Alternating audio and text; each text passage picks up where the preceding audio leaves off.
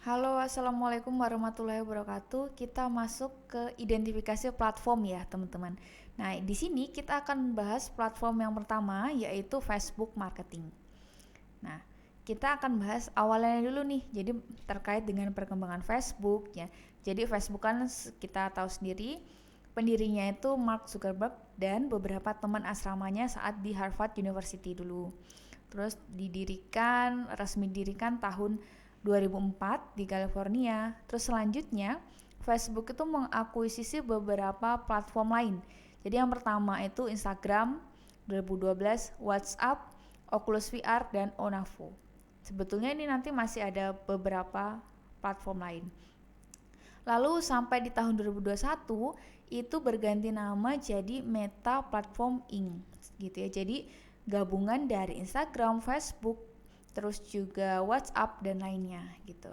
Oke, terus berapa sih kira-kira pengguna Facebook di Indonesia?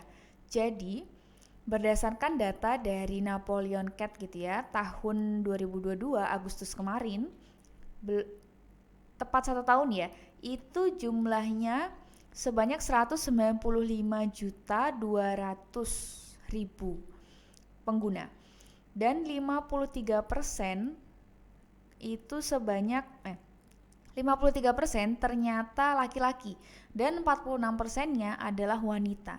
Jadi ternyata Facebook itu di Indonesia didominasi oleh pria. Dan untuk usia terbesarnya kisaran berapa sih? Kisaran 18 sampai 24 tahun. Jadi ternyata masih cukup oke gitu ya. Jadi kalau misalkan kita lihat lagi, jarang orang yang menggunakan Facebook gitu kan. Tapi ternyata usia yang paling banyak di Facebook yang menggunakan adalah usia 18 sampai 24 tahun gitu.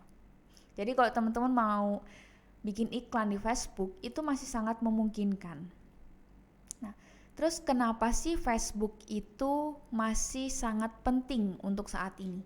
Yang pertama, itu fun fact-nya bahwa ketika Facebook menjadi sebuah negara, itu akan jadi populasi terbesar di dunia. Jadi saking dia besarnya, dari beberapa platform lain, Facebook itu masih tergolong cukup tinggi penggunanya.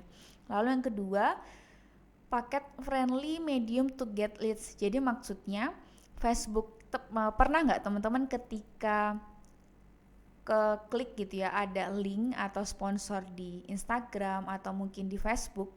Nah itu biasanya ketika kita ngeklik terus disuruh mengisi isian, misal kayak biodata gitu ya, ketika kita ngeklik kolomnya itu kayak sudah terisi.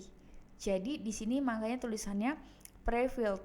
Jadi form-form promosi itu kayak semacam sudah terisi secara otomatis ketika kita sudah pernah mengisi form lain, terus sudah tersimpan datanya, akhirnya si Facebook tuh kayak secara nggak langsung, oh ini loh sudah pernah ngisi di form lain misalkan gitu. Terus yang ketiga itu customize audience target. Jadi di sini Facebook itu kayak semacam memberikan target ke kita gitu ya, terkait dengan spesifik cluster. Jadi misalkan orang-orang yang ke Facebook itu ke Facebook dari bisnis kita itu sebetulnya karena apanya sih? Oh biasanya karena historinya, dia biasanya buka apa?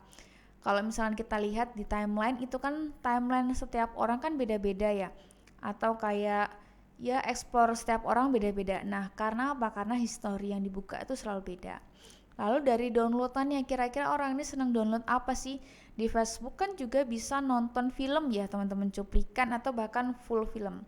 Nah ini dari downloadnya. Lalu dari web visit, misalkan ada iklan nih, dia tuh senang dengan iklan yang seperti apa sih gitu.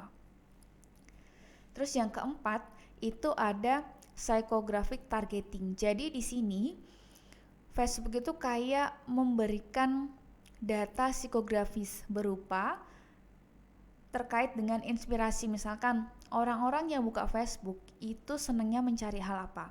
Oh dia itu senang mencari ide-ide baru di Facebook nih misalkan gitu. Lalu ada kepercayaan apa yang dia senangi, ketertarikannya apa, terus perilakunya gimana dan lainnya. Jadi Di sini itu untuk memperkuat nilai dari brand kita. Nah, nanti kita akan mempelajari juga buyer persona. Jadi buyer persona itu intinya teman-teman tahu siapa target konsumen dari bisnis kalian gitu. Lalu yang kelima ada funnel targeting. Nah, di funnel targeting ini kita tuh kayak diberikan oleh Facebook terkait dengan setiap tahapan dari funnel. Jadi funnel marketing itu kan ada 3 ya, ada awareness, consideration, dan conversion. Ketika kita menggunakan iklan di Facebook, itu sudah ditargetkan, oh mana sih yang bagian awareness, oh ada berapa konsumen, oh ada yang sudah bagian consideration, ada yang sampai sudah conversion, itu berapa orang. Jadi di Facebook itu diberikan toolsnya, sudah dipetakan. Kalau di platform lain itu nggak dipetakan teman-teman. Jadi misalkan ada customer insight, ya udah cuman customer insight berupa berapa orang yang berkunjung, terus berapa banyak pria, wanita, dari mana asalnya, tapi nggak diklasifikasikan. Sedangkan kalau Facebook itu kita mendapatkan tools ini gratis. Lalu yang keenam ada analisis yang dilakukan secara mendalam oleh Facebook.